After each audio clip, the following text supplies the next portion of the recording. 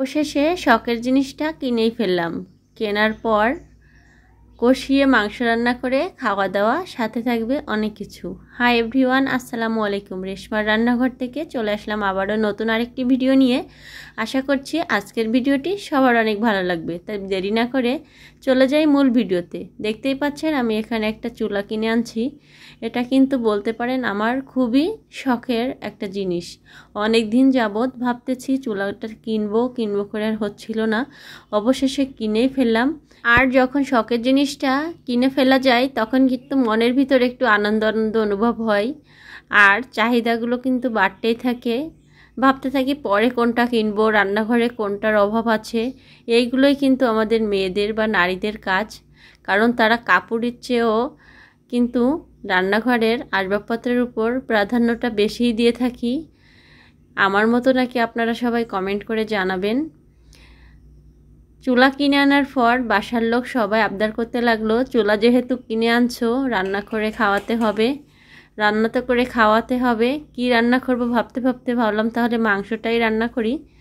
তাই চটজলদি ফ্রিজ থেকে মাংস বের করে রান্না করতে চলে আসলাম।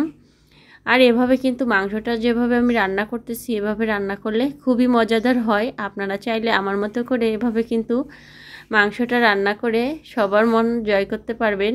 আর এভাবে রান্না করে খাওয়ানোর পর সবাই অনেক পছন্দ করছিল।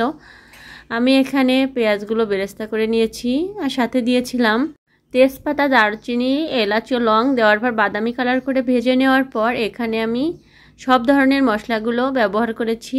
আর মশলার ভিতর ছিল রাঁধুনি মুরগির মিক্সড মশলাটা। ওটা কিন্তু মুরগি রান্নার সময় সব মশলার সাথে অল্প একটু দিলে বেশি মজাদার হয়। তারপর এই যে আমি মাংসটা ভালো করে আগে থেকে কেটে ধুয়ে রাখছিলাম, ওটা দিয়ে ভালো করে কষিয়ে নিচ্ছি। আর রান্নার প্রধান কাজ হচ্ছে ভালো করে কষিয়ে নেওয়া। ভালো করে কষিয়ে না নিলে কিন্তু মাংসটা কিন্তু বেশি ভালো লাগে না। তাই অবশ্যই আপনারা চেষ্টা করবেন মাংসটা ভালোভাবে কষিয়ে নেওয়ার জন্য। আমি কিন্তু ভালোভাবেই কষিয়ে নিচ্ছি, দেখতেই পাচ্ছেন অনেক সময় নিয়ে।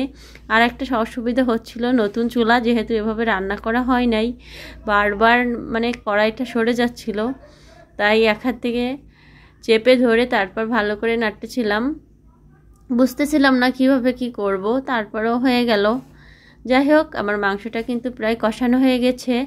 আর আমি দিয়েছি আলু। আলু না দিলে কি মাংসের স্বাদ আসে? মনে হয় না। আলু মনে হয় আমার মতো সবাই পছন্দ করেন আপনারা। এই যে আলু দেওয়ার পর ঝোলের পানিটা দিয়ে দিলাম।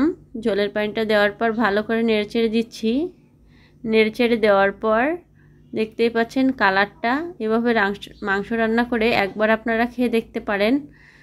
এই যে বলক চলে আসলে আমি একটু ঢেকে দিয়েছিলাম। তারপর এখানে দিতে হবে জিরার গুঁড়া আর হচ্ছে গরম মশলা গুঁড়া। এটা কিন্তু আমি নিজে হাতে বানিয়ে রেখেছি। অবশ্যই ভেজে টেলে নিতে হবে, তাহলে কিন্তু অনেক একটা সুঘ্রাণ বের হবে মাংস থেকে। এভাবে একবার হলে আপনারা বানিয়ে খেয়ে দেখতে পারেন, দেখবেন অনেক মজাদার হবে। দেখতেই পাচ্ছেন কতটা লোভনীয় হয়েছে।